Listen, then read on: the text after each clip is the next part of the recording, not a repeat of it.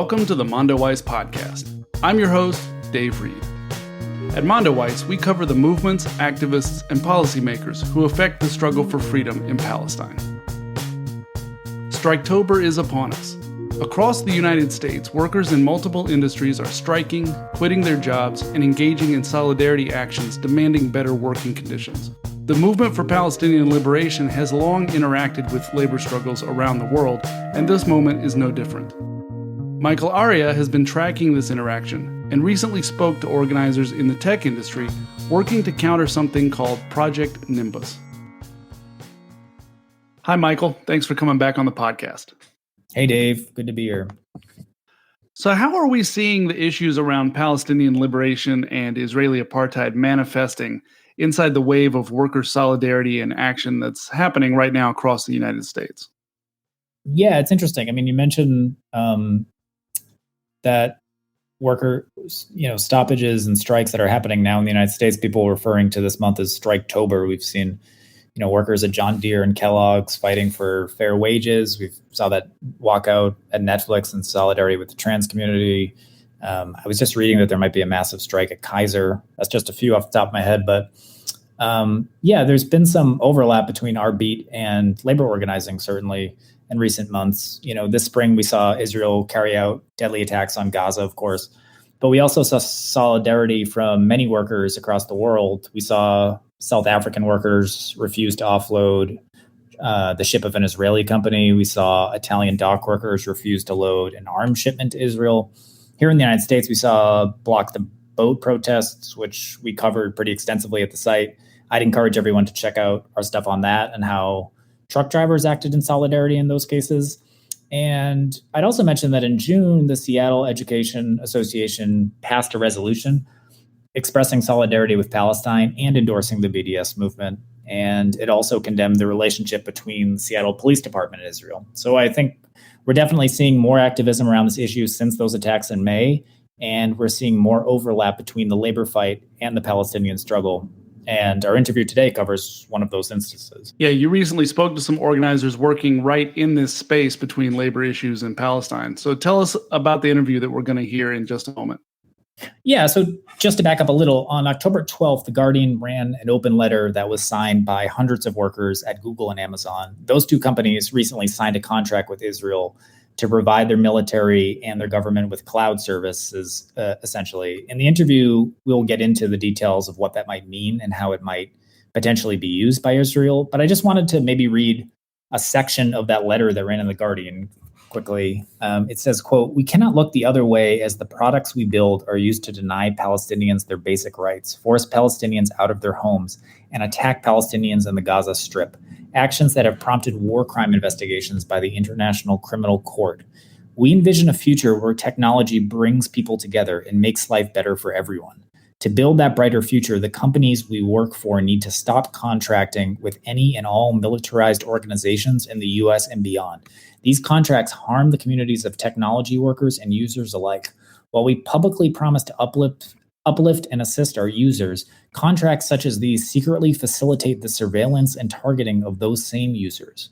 We condemn Amazon and Google's decision to sign the Project Nimbus contract with the Israeli military and government, and ask them to reject this contract and future contracts that will harm our users. We call on global technology workers and the international community to join with us in building a world where technology promotes safety and dignity for all." End quote. You'll notice the reference to Project Nimbus, which, as they mentioned, is a contract worth over $1 billion that those two companies just signed with Israel's government and their military. So after that letter ran in The Guardian, a number of human rights organizations actually heeded that call, and then they began a campaign called No Tech for Apartheid.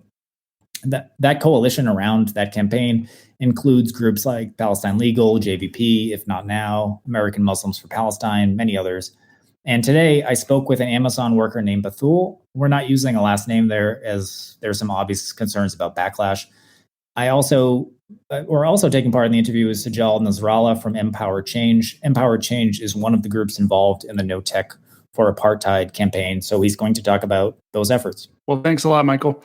We'll look forward to listening to this interview in just a moment, and I'm sure we'll have you back on to keep us up to date on these developments.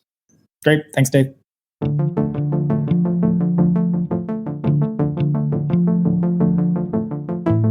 First, I wanted to start with Project Nimbus. I was wondering if you could just describe what it is and how it's used by Israel.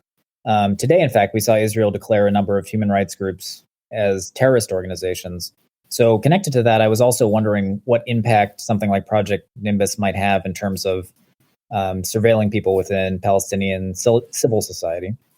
One of the big issues that we have with this contract is that we don't actually know much about it. All we know is kind of what's been reported on, which is quite limited. But what we do know, which is kind of the important part, is that we know that the contract, and there's kind of two pieces that we are sort of focusing on in regards to what the contract's about. One is that the contract can provide services and will provide services to really any part of the Israeli government. So that's including the Israeli military, also including the Israeli Land Authority, which, according to Human Rights Watch, uses discriminatory policies to expand segregated settlements, while, of course, trapping Palestinians in densely populated areas. We know as well that the contract also has a clause that disallows the companies to cut the contracts based on any type of employee demand. So essentially what's exactly happening now. And, that's problematic for multiple reasons, but it kind of draws the question as to why did the companies enter into a contract knowing that it would be controversial, knowing that it could be problematic, and that workers would, and the public would demand for the contract to be dropped, as they've done in the past with similar types of contracts. So that's also a big issue. Just kind of for more generally around, you're kind of getting back to your original question around what the contract actually allows for and what it will do. It provides, beyond just the actual technology, it also provides for data centers on the ground. So we don't know the extent to kind of what the data will all be used for and what the technology will all be used for, but we know the crimes that Israel has committed, and so we can rightfully assume that this technology will allow for those crimes to be further committed. Earlier this month, there was an open letter that ran in The Guardian condemning the contract with Israel, and it was signed by hundreds of Amazon and Google employees. I'm wondering if you have any indication of how many people signed that letter initially when it ran, and now, it's over 2 weeks later. I'm wondering if you have any idea how many workers have signed it since it ran in The Guardian. Yeah, I think when it first ran in The Guardian, I believe there was around 400 worker signatures. Since then, we now have over 1,100, and the numbers are continuing to grow, which is great as more and more people find out about it. On top of that, and I'm sure we'll get into this a little bit more, but we also have the public sign-ons, which I believe are around 20,000 at this point. So as we are kind of getting a little bit more, I guess, publicity around the letter and around the topic, we're definitely seeing the numbers increase and hoping that continues. And okay, let's jump into that, where you just mentioned this No Tech for Apartheid campaign, which was launched shortly after the letter was published in The Guardian. Who's involved in that effort? How is it organizing? What are its goals? How can people support it? And where can they get more info? Sure. Happy to jump in.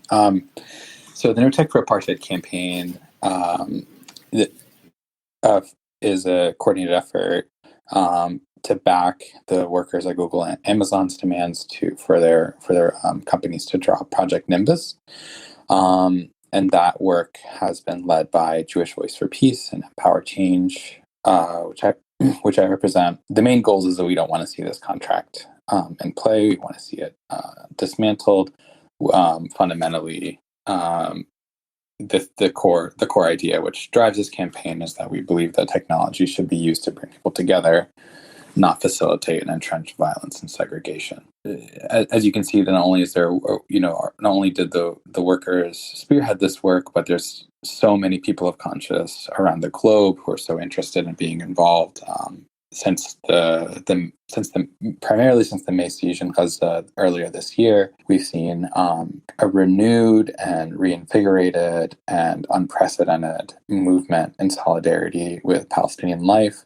And we also see that interest in this campaign. So for folks who are listening to this podcast or folks who have maybe heard about this campaign, there's really an easy way to get involved. Just going to notechforapartheid.com.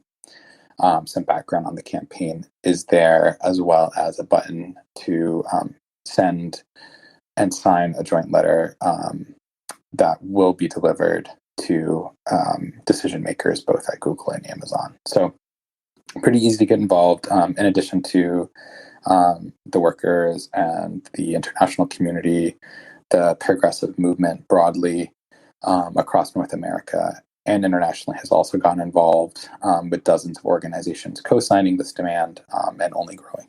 So. I spoke with an activist connected to the campaign targeting Ben & Jerry's a couple months ago, and they really felt that Israel's most recent attacks on Gaza, which happened in May, really pushed their campaign over the edge in terms of public awareness around it. As two people who organize around this issue consistently, I'm wondering what you thought about those attacks increasing awareness around the situation in Palestine. And I'm also wondering if you believe they've altered the state of pro-Palestine activism in any way going forward. Yeah, a couple initial thoughts, and I'd love to hear Sajal's thoughts as well. But I think one of the great things that we saw this summer is that more people kind of felt empowered to get engaged. I think a lot of that was because of the Palestinians who were sharing on social media and allowing all of us to kind of get a daily insight into the terror that they're facing. And that really gave, oftentimes this is painted as a complex issue and you need to kind of have a 40-year history understanding to be able to have an opinion on the issue, but that's not true. And I think people really understood that now that they're seeing kind of what's happening and they're getting that first person account of the situation for Palestinians, it becomes more clear cut. Right. Folks are able to understand that there's a huge difference in power, that people aren't able to do kind of the most basic daily activities, like just freely travel, freely be in their own homes. So I think all of that is kind of helping to change the narrative and the awareness around the situation.